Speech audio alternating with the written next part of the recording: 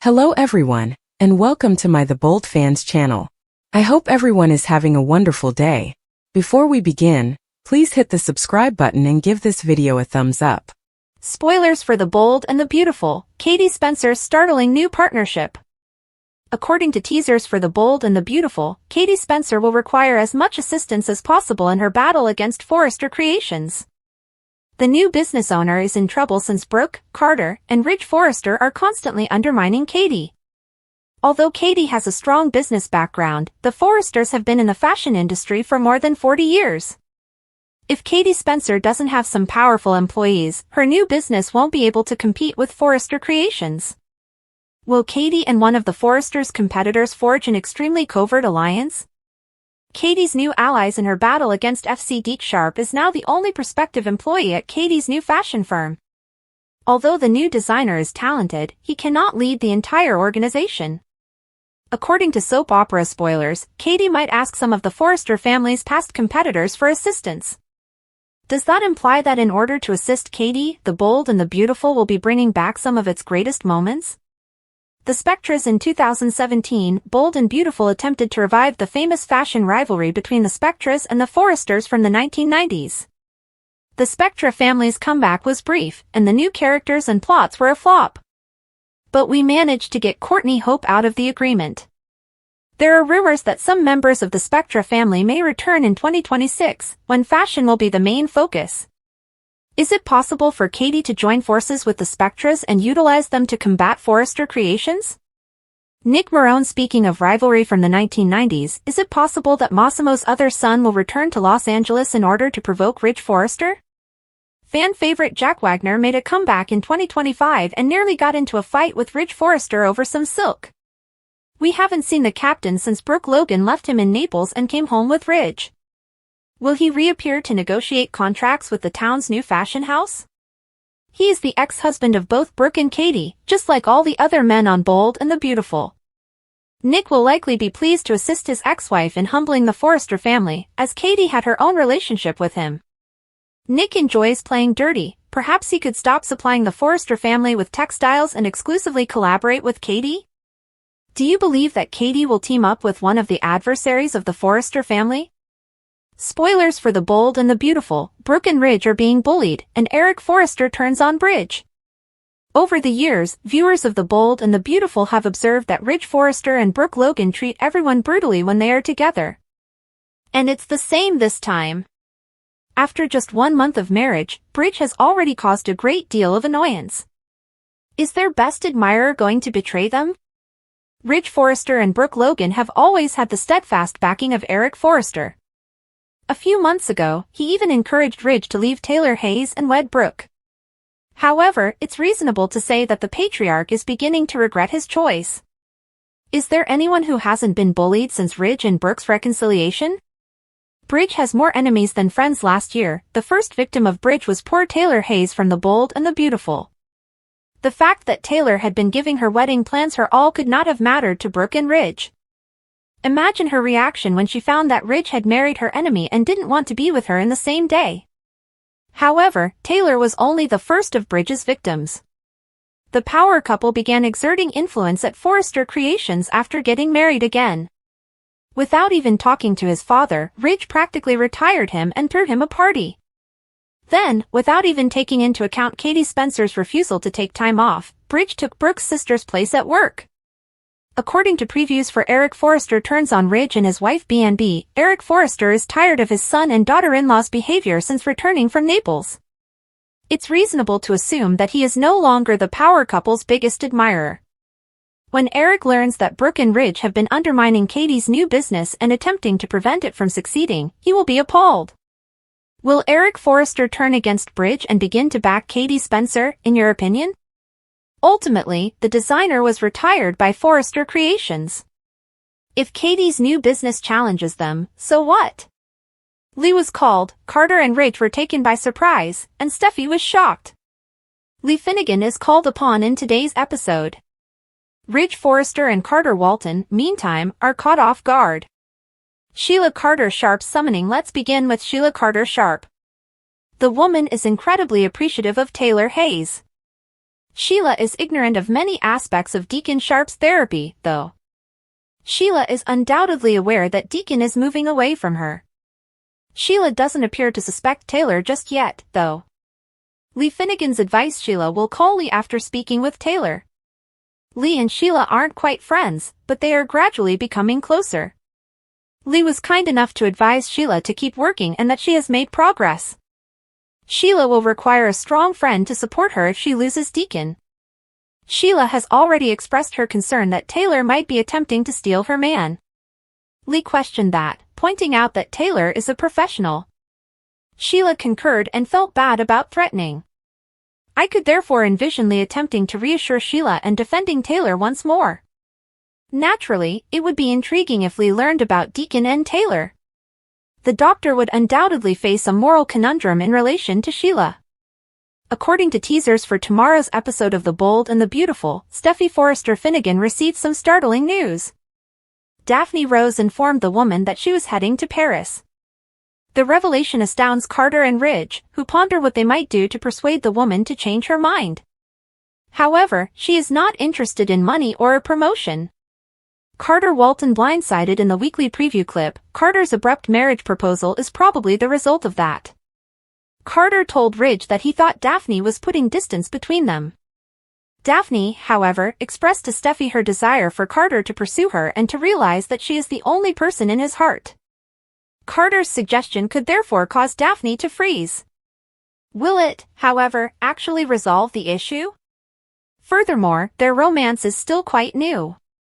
Daphne doesn't really desire a hasty marriage proposal. Will Carter really pursue her in the manner she desires? Spoilers for The Bold and the Beautiful: Will Jr. and Ridge Jr.'s rivalry breaks out in the new year. On The Bold and the Beautiful, the enmity between Spencer and Forrester is obviously inherited. Bill Spencer and Ridge Forrester have been at odds on the soap opera for more than 10 years, and things are only becoming worse. It seems that the sons of the Forrester men inherited their animosity for one another, and the younger generation engages in nasty fighting.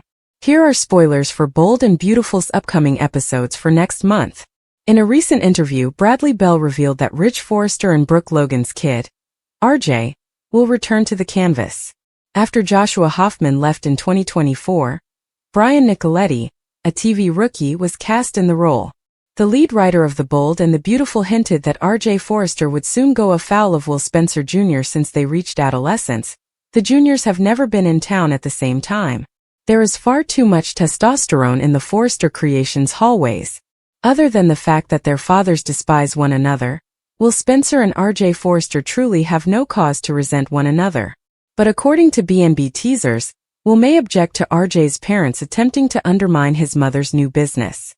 Bradley Bell told TV Insider, "And we will have another Spencer/Forrester rivalry with Will and RJ, so that's going to be some fun. A long time ago when RJ and Will were born we thought, well, we're never going to be around to watch these guys acting as adults against one another. And here we are." In January, The Bold and the Beautiful is starting to get intriguing, and fans won't want to miss a second of the drama.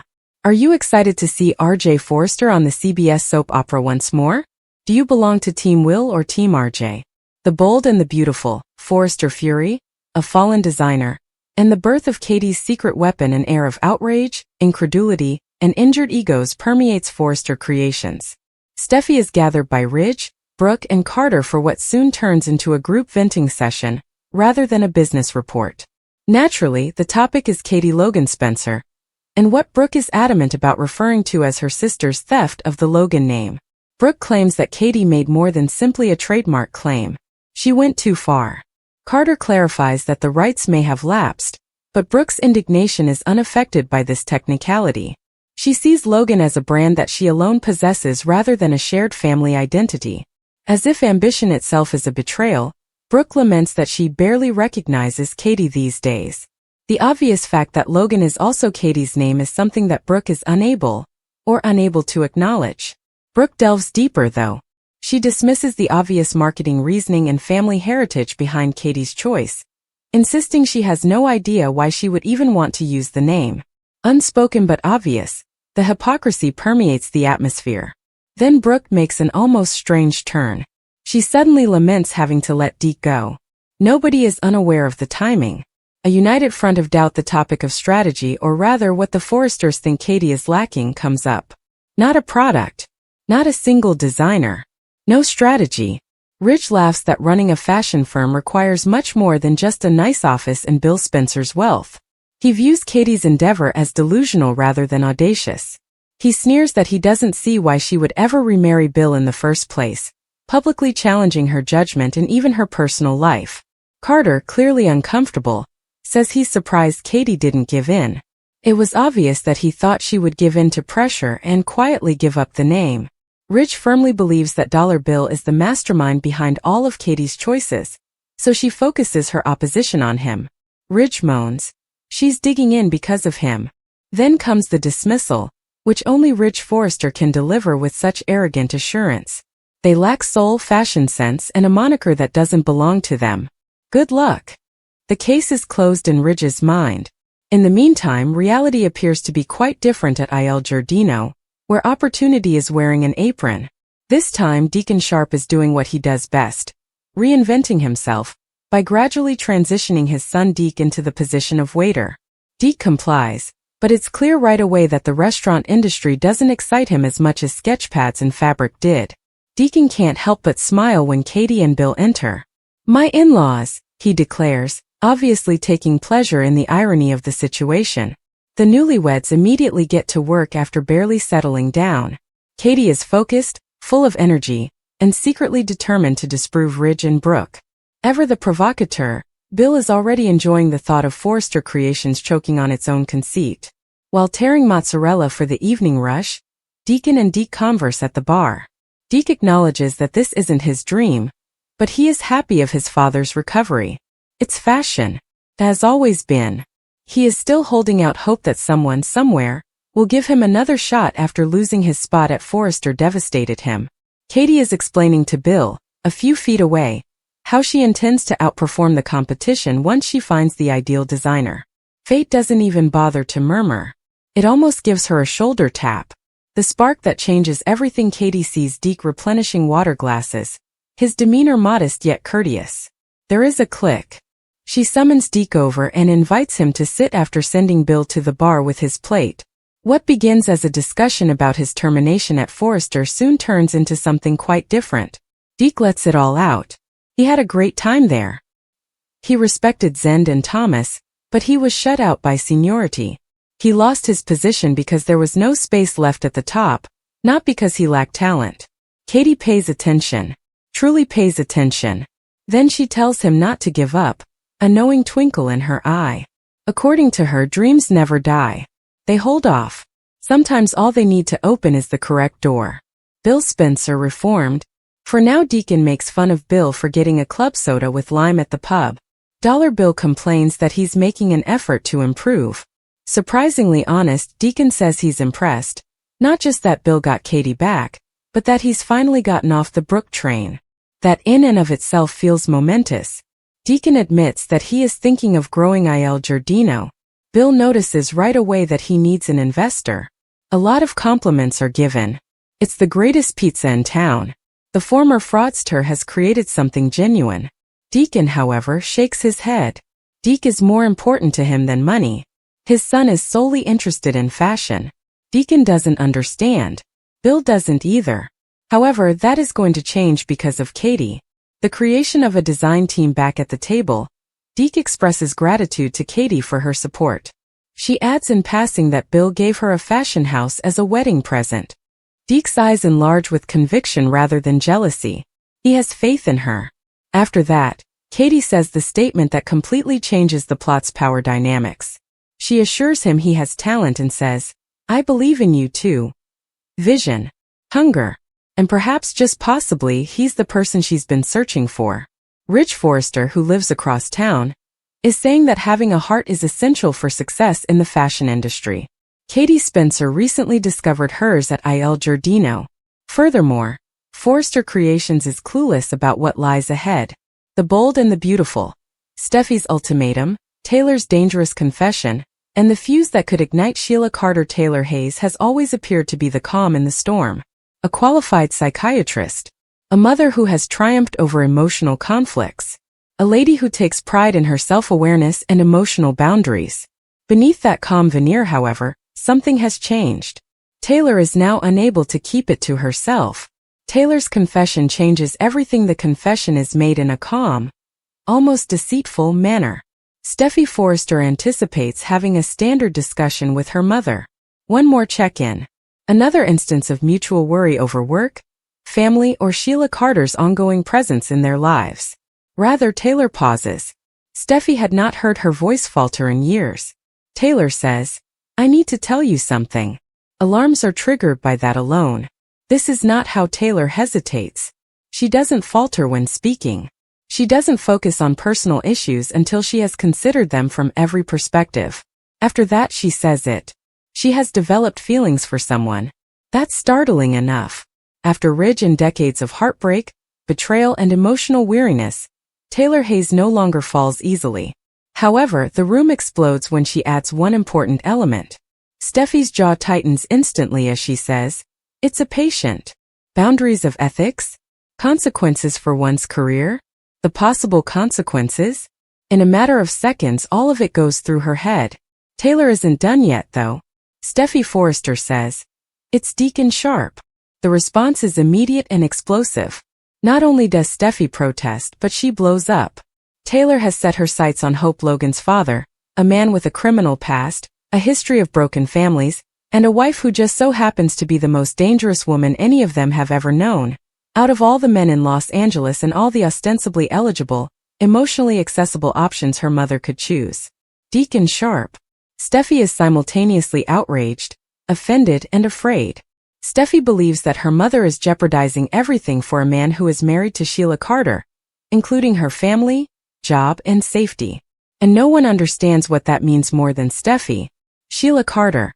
A history written in blood. Steffi has already dealt with Sheila. She recalls the fear, the deception, the bullets. Sheila shot her own son. That in and of itself is sufficient evidence that Sheila Carter will break any boundaries when she feels intimidated, abandoned, or degraded. Steffi barely made it through her most recent conflict with Sheila over Finn. Even if she doesn't always express it, she carries that trauma with her every day. Taylor is now entering the blast zone without realizing it. According to Steffi, this is a death desire rather than romance. Steffi tells her mother, "Sheila doesn't lose. Sheila is living a lie she destroys." The irony is harsh.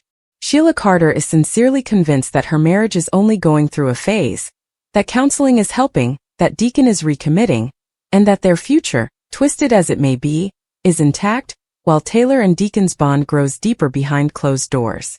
Deacon is already halfway out the door, but she doesn't realize it. Even worse, she doesn't know why. Deacon hasn't had the guts to be honest with her. Stalling and calculating, he's attempting to find out how to get out of the marriage without getting killed. He is familiar enough with Sheila to realize that being honest may be deadly. Sheila is unaware that Deacon's heart has changed because of Taylor Hayes, the person she formerly considered a professional ally. And when Sheila discovers, there will be repercussions. A perilous triangle develops. Taylor tells Steffi that her feelings for Deacon are genuine, that it's not a careless infatuation, that he is weak, evolving, and striving to improve. She feels that she recognizes the positive aspects of him that others do not. None of it reaches Steffi. She senses danger. She hears the recurrence of history. She hears her mother defending a situation that could go out of hand more quickly than anyone anticipates. Sheila Carter never forgives betrayal and lives on instability, despite Taylor's belief that she is in charge. Not from another lady in particular. Especially not from someone who has the audacity to steal what she feels is rightfully hers. Steffi declares war. Steffi states unequivocally that this relationship will not develop amicably. Steffi will step in if Taylor refuses to leave Deacon on her own. When it comes to Sheila, she has had enough of playing defensive. She won't watch helplessly as her mother puts herself in danger. And with Taylor, there's just one person whose voice could still be heard. Forrester Ridge. Nobody knows Ridge better than Steffi. Taylor has always listened to him in spite of everything. The unending triangle, the betrayals, and the divorces. Whether she acknowledges it or not, his opinion is still important. Steffi thinks her mother could finally stop if Ridge tells Taylor that Deacon is a mistake, Sheila is a menace, and this relationship will only end in misery. When Steffi arrives to visit Ridge, she doesn't waste time and pulls Ridge Forrester back in. She shares everything with him. The therapeutic sessions in secret, the emotional bond, the admission, the man in question. Ridge is in disbelief. It's not because he knows Taylor's heart better than most, but rather because of the person she has selected. Deke Sharpe is more than simply troublesome. He is radioactive. Ridge recognizes the threat right away. He has witnessed Sheila's actions when she feels trapped. He has experienced the fallout from her fixation. He is aware that Taylor is endangering not just her heart, but also her life if she keeps going in this direction. Abruptly, Ridge finds himself in a similar predicament. Does he intervene to defend his children's mother? Or does he remain neutral and watch what happens? Deacon is trapped in the midst as Deke Sharpe stands at the edge. He didn't think things would go this bad. What began as counseling became a bond. Comprehension. Something genuine. Something secure. Taylor helps him see himself as a man who may still have a future rather than as Sheila's husband, Hope's imperfect father, or a screw-up. Deacon, however, is aware of the reality. Sheila Carter offers no safe way out. He is aware that she is observing him, observing his actions, calculating his distance. He is aware that while lying gives him more time, it also exacerbates the final explosion. And that explosion becomes more inevitable the closer he gets to Taylor. Sheila's instincts are awakening despite her delusions. Sheila is not a moron. She starts to notice subtle shifts in Deacon's conduct. The way he stays away from her touch. His gaze wanders. The way he becomes impatient. There's a problem. Thanks for watching. If you like this video, so please don't forget to subscribe my channel and don't miss any update.